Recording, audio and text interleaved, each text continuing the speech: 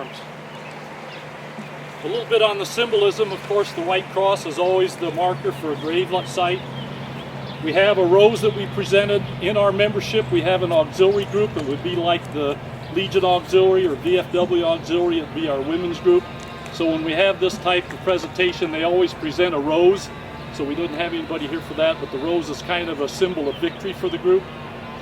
And then we have a flag that is kind of a comrade at arms for all of the veterans represented here in the cemetery and across the state. And of course the marker now will identify him as the last Union veteran of Holt County. This, in the handout sheet, we started in 1997, which was a process called the Graves Registration Program.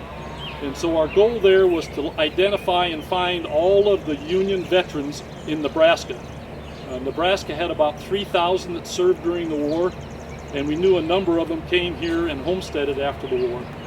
Since that time, we have found 16,900 Civil War veterans in Nebraska, and our count is still going up.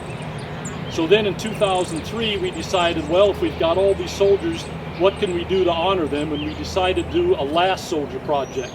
So once we had all of Holt County walked and identified their veterans, then we were able to sit down and find Mr. Jones as being the last one. So since 1997 to date, we've walked about 650 cemeteries in Nebraska.